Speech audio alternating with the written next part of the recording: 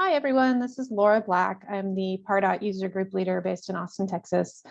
Just heard recently that some people might find it useful to see an overview of what does the Trailblazer community group Bevy platform look like on the back end. What are some common questions you might run into? So I'm just going to record this little video, very stream of consciousness. If you have any questions, definitely send me an email. My email is my name, LARA @PardotPro.com. So Laura at PardotPro.com. Yes, I spell my name weird. It's pronounced Laura. It's cool. So I've been a user group leader for a long time, and Bevy as a platform is one of the better ones that we've had as a Salesforce user group leader. Here, if you log in order to log in, you'll want to go to the trailblazercommunitygroups.com page that you see on my screen here. You'll log in using your Trailblazer community group leader email address. So it's usually like first name dot last name at trailblazercgl.com. Should get you in. And when you are logged in and you're viewing the front of the page, you'll see this option to access the dashboard. So clicking into the dashboard, you can see your current meetings. So my current meeting is coming up. It's February 21st, 2022. So this is what it looks like when you have an upcoming meeting. When you don't have any, this screen will be blank. You might have a meeting in this draft mode. You might have meetings in the completed. If you have a completed meeting, you'll be able to find it here. You'll be able to go in and you can like duplicate, copy the event if you want to copy the topics. You can click these links and go to the event page for that specific meeting. So this was the meeting we held in December. You can see that I added the recording to this page. And this is also a question that I get often, which is like, okay, as a Bevy meeting, we can record it. Where do we put the recording later? My top hint there is your Trailblazer community group email address is a Gmail address, and it comes with Google storage space.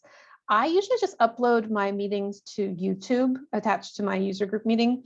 And then when you have finished your meeting and you come to this, you go to the edit events and you have this new tab that appears for wrap up, and I will put my featured video in here. So this is what appears on the page that you just saw. Okay, so backing up a bit, I'm going to go back to the events tab. When I want to make a new event, all I do is I click new event and I pick what kind. Now a joint meeting is like you're going to host it in person with someone else. A meeting is like you are hosting a in-person meeting in your local area, just your user group meeting. Joint meeting is you're having a joint in-person meeting with another user group. Virtual event is what we've held a lot of lately, and it's going to give you a lot of options for, do you want to run the meeting off of the Bevy platform, or do you want to use Google? Like what platform are you going to use for your virtual thing? Virtual joint meeting is, again, a virtual meeting you're hosting with another user group meeting, conference, volunteer event, et cetera, et cetera. Like these are all defined elsewhere. Don't be afraid to like click into these until you publish the meeting. There's a separate button that says publish. You're not like making it live or anything. So I'm going to show you making a virtual meeting because that's the most common meeting we're all creating right now. So the new event, pretty straightforward. You have this wizard you can jump through, click the next button, give it some sort of fancy title. One thing to keep in mind is it does have SEO value. You can search for it, but also make it sound exciting to your visitors. So one of our popular ones was that you just saw, kind of the Christmassy season in December, naughty or nice email, So make it topical. You can make it descriptive, all sorts of things that are appealing to your user group. So I will be holding a Pardot Ask Me Anything, Pardot AMA, Ask Me Anything, open office hours. Right, so very descriptive, not super sexy, but people will like it. Short description. So something to notice here is it says newsletters. If you have members who've joined your group, when you publish a meeting, it will automatically go out to your audience, and this is the description that is going to appear. So you want to keep it kind of short. You can see your character count remaining here, 400 characters in this description. Your longer description has 10,000 characters, right? You do, you know, join us for a virtual, I can spell, meeting where we answer all your Pardot questions. You can highlight things and you get extra menu options. You can bold this, you can italicize this, you can make it a heading, etc. I'm going to make this an H3 heading. You can see that it has some other things going on here. I'm going to remove. Ta-da. You can tag. I don't really do much with tags. This one, you can see the short description does not have those extra text options that have on the event page, but you can create things like bullet points, you know, like we'll answer any questions you have about, you know, Pardot setup, Pardot landing pages, etc. You know, you can create bullet points by highlighting it, picking the option, etc. One thing that's really nice, and I'm skipping some things to come down to the bottom, is I'm going to save the draft. Okay, now I have an option. Let's see here. Now I have an option down at the bottom again that says preview, and it's going to launch the page for me. Notice this big red. This is a draft only. Only people who are logged in as your team members can see what it's going to look like, right? For some reason, I have 2 of myself on this group. Don't mind that. This is pulling from, you know, what you uploaded to your Trailblazer community, trailblazer.me page. You can certainly update it. Here's my co-leaders. I'm going to close this. I'm going to show you some of the other features. So here's our short description again. Here's my longer description. I'm just going to come back and fill in some other stuff later. You can customize this event banner. You can upload your own image. So if you have the access to like a design, or you have Photoshop yourself or whatever, you can certainly upload your own image. You can change your default image. I mean, Astro and Cloudy are awesome, but maybe I want to upload, like the Pardot user group meeting icon, etc.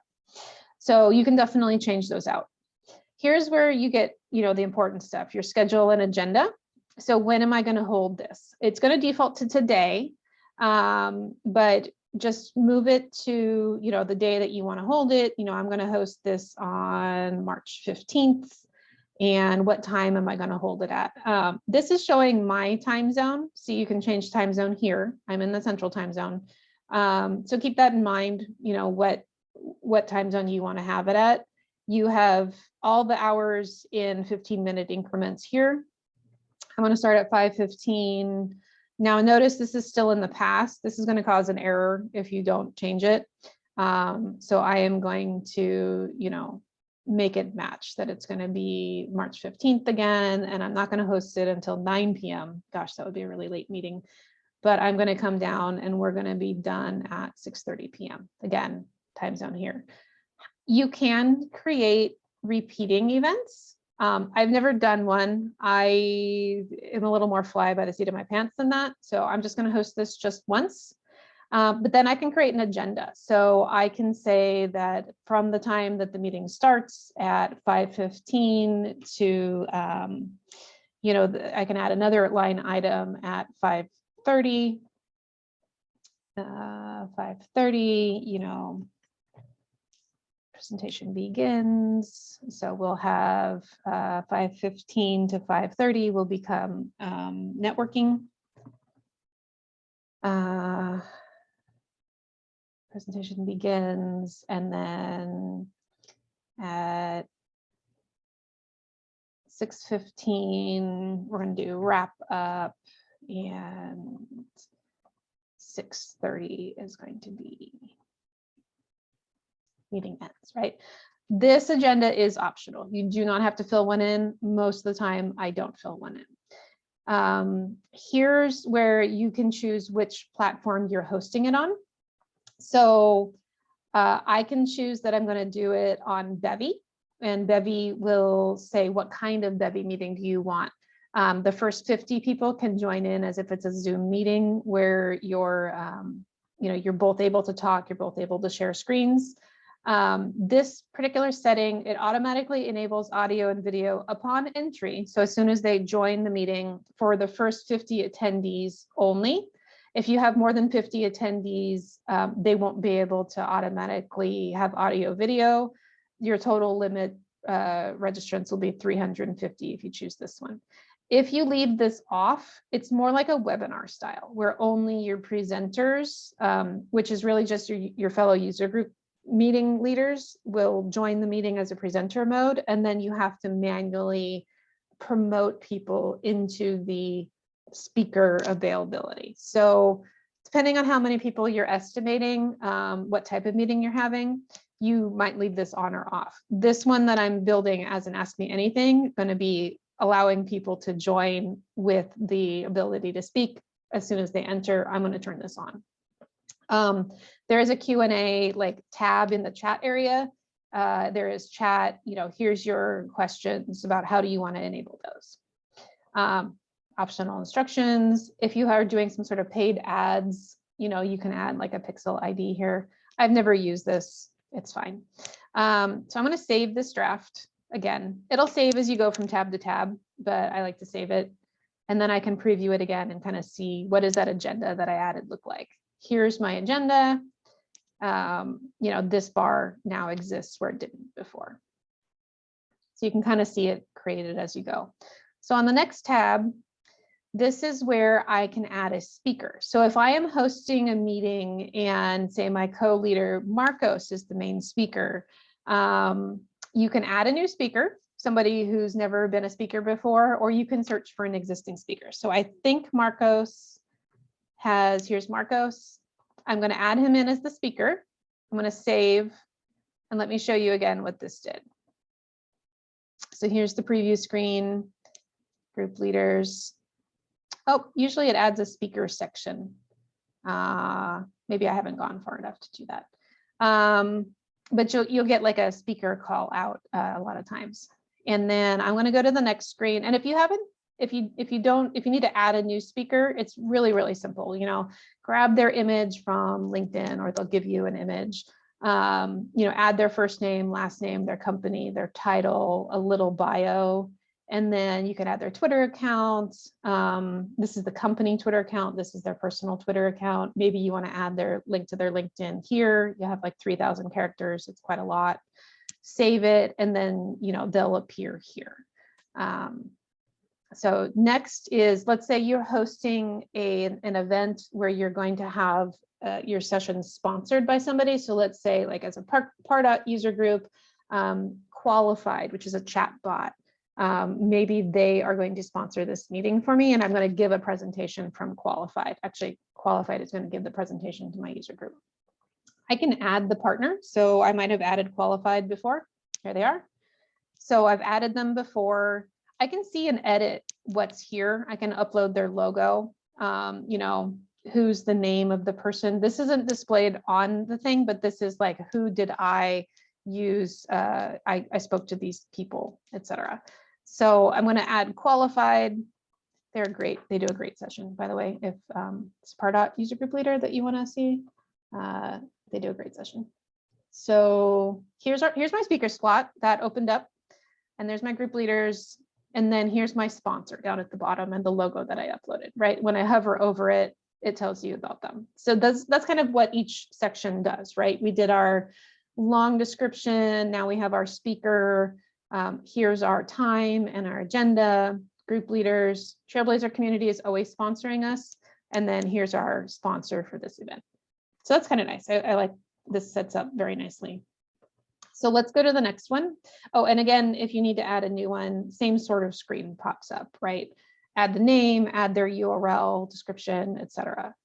It's very, very clean, and it's there for future uses. So next, is where you can allow ticket types. So maybe you have, maybe this is a larger event where it's going to be in person and it's a holiday party and you only have space for 50 attendees, but you want to wait list people. This is where you can add this sort of thing. So add an RSVP type and then add however many you're going to have. So if you add, for example, I have 50, notice that this becomes, this number populates like 50 and 50, and I can add like what type it is, virtual meeting for my Ask Me Anything session. But maybe you want to add a new RSVP type. You've got some additional information here that I'm going to walk you through in a second. So maybe I'm going to add a new virtual, like I'm going to add like in-person ticket, etc. So you can set up details about that. This is only going to be a virtual meeting, so I'm going to remove this line item. Very easy. So this thing that I've sort of shown and hidden a couple times, this talks about when do you want your ticket, this specific ticket type, to be available. So again, in the concept where maybe you have a hybrid virtual and in person, maybe you want your in-person tickets to be sold out first before virtual. You can do all sorts of things. I usually keep it really simple. I just have one ticket type, virtual or in person, and my availability start is going to start now. I'm doing this on February 1st, 1:40 p.m. When do you want ticket sales for this to close? Do you want this to close the day before your meeting? Do you want it to close like the hour before your meeting? These are the details you should decide on. So February 15th, so I want it to close at 1:41. Well, remember my meeting was going to start at 5 p.m. Maybe I want people to be able to only have, acquire tickets through March 14th. Because it's a virtual meeting, I'm giving people more elasticity and I'm letting them join until 5, sorry, it zoomed on me, 5:30 p.m. So it's going to cut off before the meeting ends, but after the meeting starts, right? I was starting at like 5:15. I'm giving them like 15 more minutes to join. Optional description. Let's say you want to allow a wait list. So if more than 50 people join, if say I have 75 interests, I can wait list the other people. And when people give up their seats, then it'll allow the next people to join with an actual ticket. So you have lots and lots of options with this.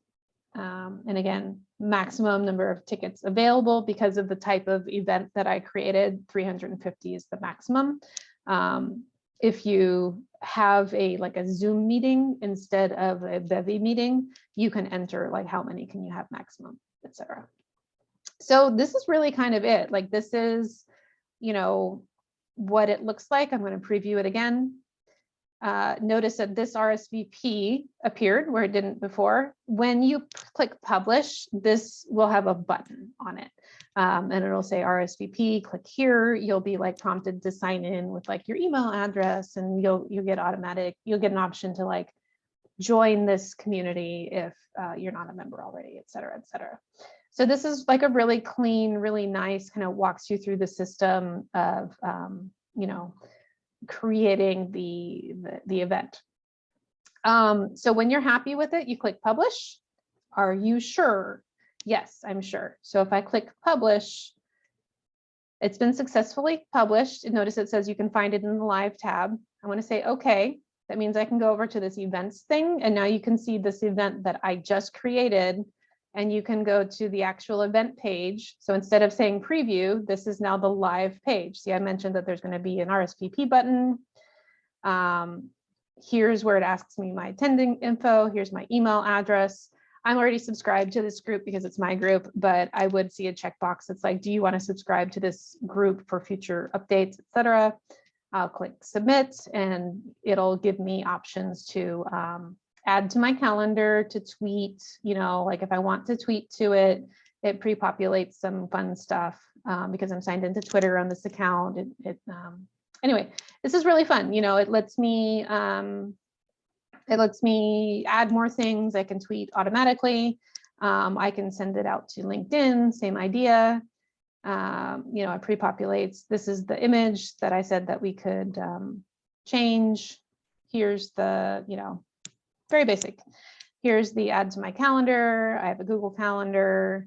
My PardotPro calendar for that day is going to come up. Here's, I'm hosting it on the Trailblazer Community Bevy meeting. This is what I would join to attend the meeting, etc. And you have about an hour before this meeting goes out in an automated email. So this meeting has been published. Me as the creator, I got an email that says like, your meeting has been successfully published. But you have this tab over here that says emails, and there are automated emails that go out when you publish a meeting. And then you can also create a new newsletter email. You can send one-off emails, etc. So what's interesting here is that you can kind of see that these emails are scheduled already for this event that I just published. This is a post-event survey about the meeting. It basically says like, how did it go? Do you want to give feedback?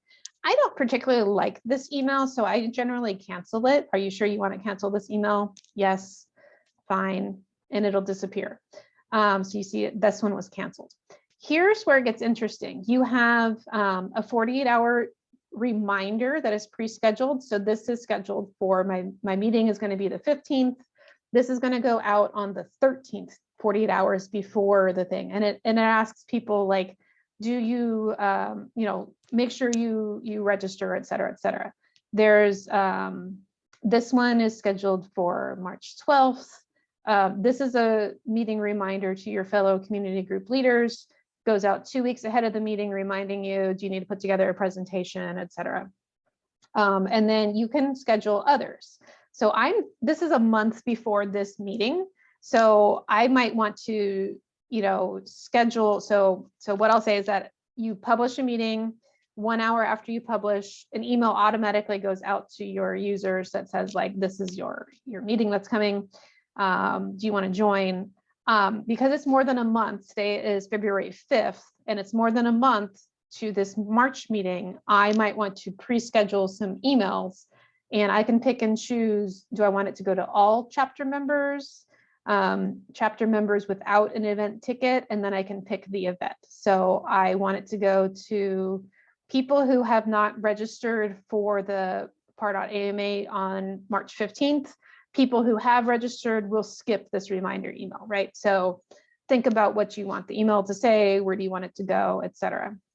And then at the bottom of that email, it's going to pre-populate, what is scheduled for your session. So for your chapter, if you're really good and you schedule a quarter's worth of events, you've got 3 months ahead of time pre-scheduled, more power to you. I've never been that far ahead.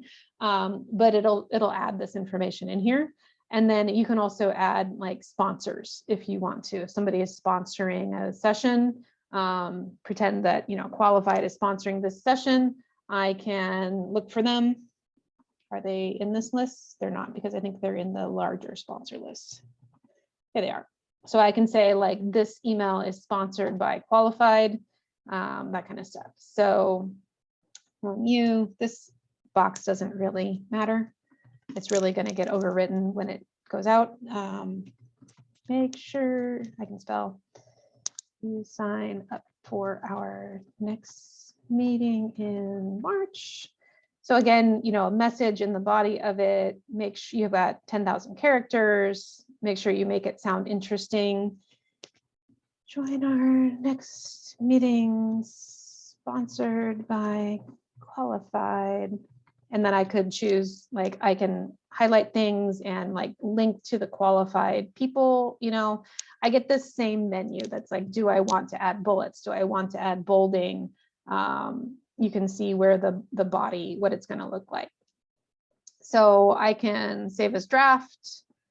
Okay, and then I can preview. So this is really nice because you get to see, here is this body, which I didn't put a whole lot in, so it looks kind of funky.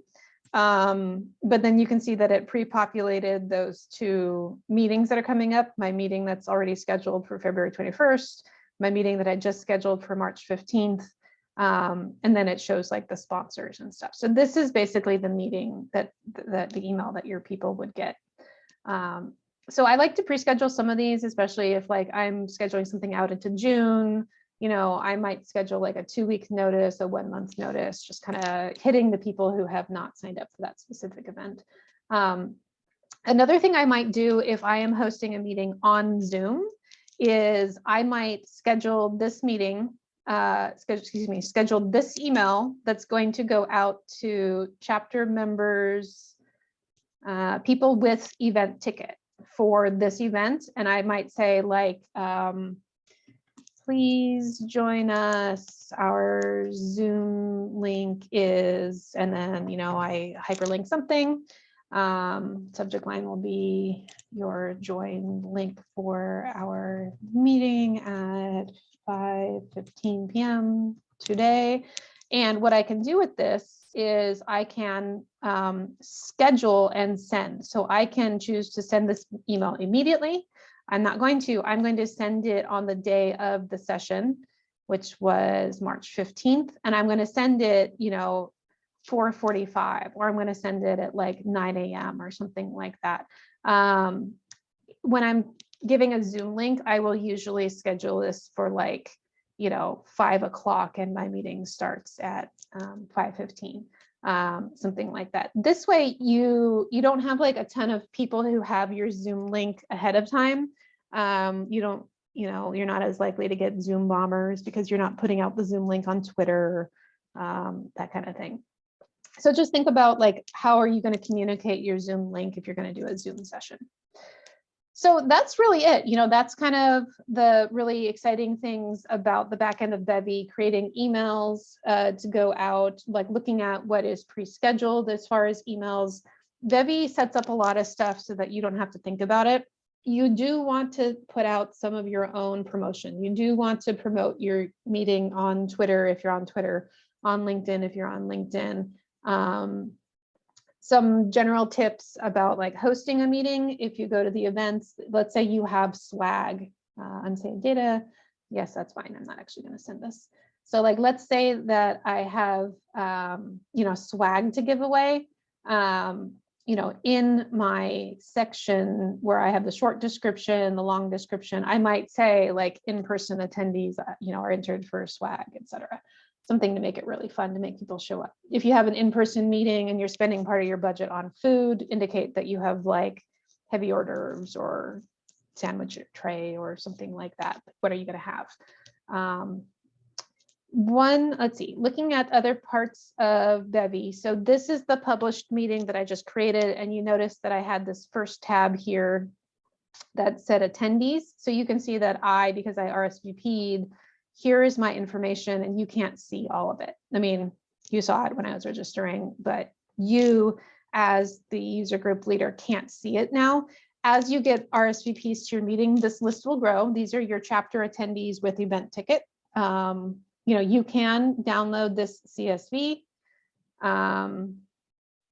You do not get the email address exposed to you.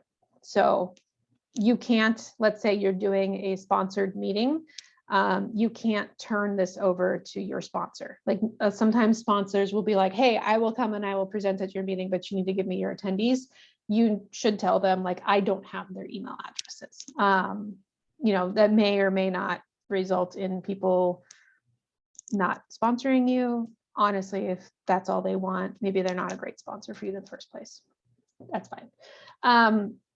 One of the things that I wanted to mention, I kind of skipped over in creating the event. If I go back to this edit tab, there's this section for forms. So you can actually put questions in the pre-order. So let's say somebody visits the event page and is going to RSVP, and they see in their page that says like, you know, what's your name, what's your email address. You can put questions there in the pre-order. So here's where, you know, let's see here. I can configure, you know, do you have a Pardot question for us? And I can make it required, or I can make it optional. And how am I giving them the options of what to, you know, I can make it multiple choice, and here's my options for multiple choice. I'm going to give them like a free form, like short answer, which I don't remember what the character count is, but I think it's a couple hundred.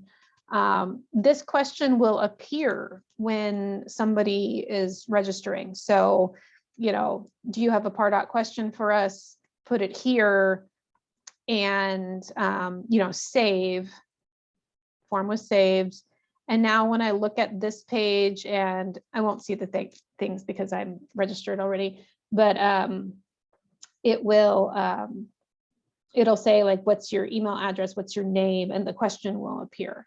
And then it's kind of annoying. You can't really see what questions people asked unless you come to this thing and open this CSV. You will get it in there, I believe. I mean, obviously I don't have anything, but you have to download it as my summary. You don't like get it in this view. You have to like download the attendees to see those questions. So use it judiciously, sort of annoying. Anyway, you can also see like your total chapter members here. Again, you don't see their email addresses, but you can see the date they joined, how many they've registered for, etc. You know, I've got a lot of attendees who are not local. I'm perfectly fine with that. Just keep that in mind. And then settings are kind of like the description on the main page, where are we located. You know, most of these are fine. You can change your banner on your homepage and your logo. I've seen some user groups, especially for Pardot, change this to like the Pardot logo to kind of stand out from your other user groups. You can add, you know, if you have a Twitter handle for your group, etc. Viewing the chapter, this is where those changes would appear, right? So this banner is this banner, etc., etc.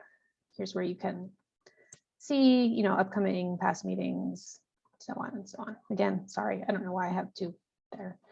Yeah, so that's pretty much the walkthrough of Bevy. You know, this is pretty robust. Oh, this is fun. You can actually see like sponsors you've had before. You can have like if your whole community group, like the whole thing is sponsored by somebody on an ongoing basis, that would appear here. I like sent some emails in support of Texas Streaming, and then like my old consulting company that I worked for like sponsored a couple of my sessions.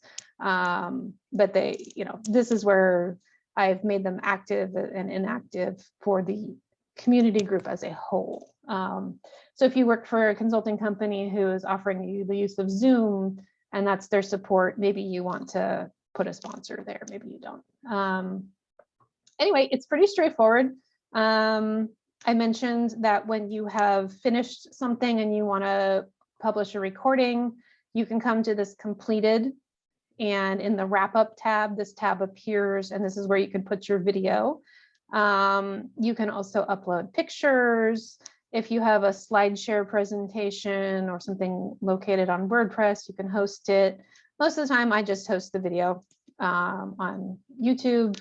Call it a day. It's great. It's really convenient. If you have hosted your meeting on Bevy, you recorded it, this is actually the recording. I downloaded this and then I uploaded it to YouTube and then I linked here, and that's how this video appears. So when you're looking for your recording and where it goes, it's on this wrap up tab that appears after the meeting is over. I have never used this payment tab.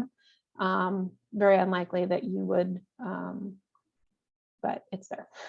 I've honestly never used it. So that's really it. If you have any questions about the Bevy thing, feel free to drop me an email. I'm at laura@pardotpro.com. Again, that's LARA@pardotpro.com. But I really think Bevy is a pretty good platform. I've really liked it, and you have a lot of flexibility to make different meeting types and to use the Bevy recording, Bevy, you know, join links, or to drop in your own Zoom if you prefer it that way. Let me know. Hopefully this was helpful. Nice to meet y'all. Bye.